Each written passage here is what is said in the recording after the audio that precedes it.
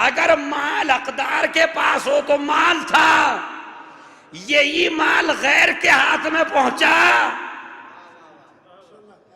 تو یہ سانپ اور بچھو بنا۔ اسی لیے کہا گیا کسی کا لوٹو نہیں، کسی کا چھینو نہیں، کسی کا غصب نہ کرو، اس لیے کہ یہی مال سانپ اور بچھو کی شکل اختیار کر لیتا۔ تو مومن کا فریضہ یہ ہے کہ وہ دوسرے کے مال میں بڑا محتاط ہو، احتیاط کرے۔ کیوں احتیاط کرے؟ کہیں ایسا نہ ہو کہ صاحب بچھو بن جائے۔ روایت یہی کہتی ہے کہ وہ مومن جس نے کسی کا کچھ غصب کیا ہے، کسی کا کھایا ہے، کسی کا پیا ہے، تو وہی مال جسے وہ اپنے سینے سے لگا کے رکھتا تھا، اس مال کی وجہ سے وہاں بڑا پریشان ہوگا، لیکن یہی مال اس کے گردن میں سانپ اور بچھو بنا کے لٹکایا جائے۔ تو ہمیں یہ درس ملتا ہے ان واقعات سے اہل بیت اطہار کے کہ خبردار اے شیعوں، اے مومنوں، اپنے کو اور اپنی اولاد کو جہنم کی آگ سے بچا لو، اور خبردار کسی کا حق نہ کھاؤ۔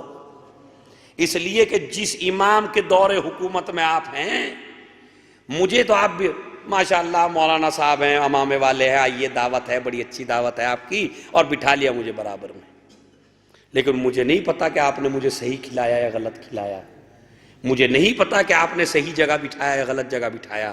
لیکن وہ امام جب آئے گا تو ہم ہی لوگوں میں سے اس کے دشمن ہو جائے گے، وہ انتظار کر رہے ہیں۔ جو ہم امام کا انتظار کرنے والے ہیں، خود ہم امام کے دشمن ہو جائیں گے ان کے دور میں۔ کیوں؟ اس لیے کہ چاہنے والا لے کے آئے گا، ارے قبلہ مولانا آپ تو ذریت جناب زہرا، میرے امام، تشریف لائیے میرے گھر میں۔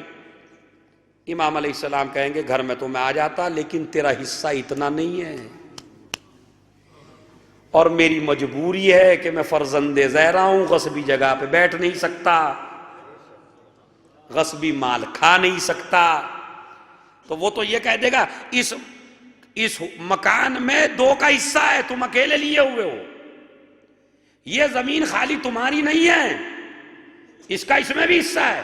تو سارے حقوق حقداروں تک پہنچے گے ان کے زمانے میں۔ اب جو مومن بیچارہ بڑے احترام سے لے کے آیا تھا، وہ کہے گا تم امام ہی نہیں ہو، یہ کون سی میں نے کر دی ہے؟ کیا کر دیا بھائی میں لایا تھا دعوت کھلانے کے لیے، یہاں انہوں نے اتنا بڑا مسئلہ کھڑا کر دیا۔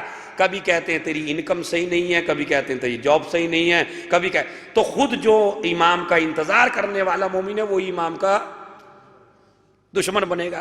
یہ لے کے جب مفاد ٹکراتے ہیں علماء بھی دشمن ہو جائیں گے۔ کیوں؟ یہ لے کے اب خمس و زکوٰۃ ان کے ہاتھ میں ہے۔ امام علیہ السلام کہیں گے لاؤ یہ خمس و زکوٰۃ ہمیں دو، یہ ہمارا حق ہے، ہم آ گئے ہمیں دو۔ ہم کیا کہیں گے؟ آپ امام ہی نہیں ہیں۔ لیکن جب کسی کے ہاتھ سے چھینتا ہے تو وہی دشمن بھی بن جاتا ہے۔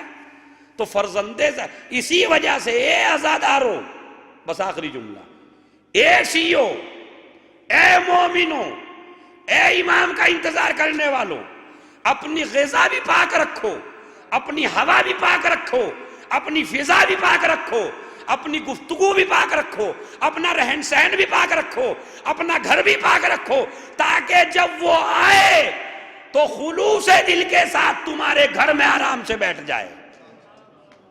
جب وہ بلائے تو تمہیں اسے بلانے میں شرم محسوس نہ ہو۔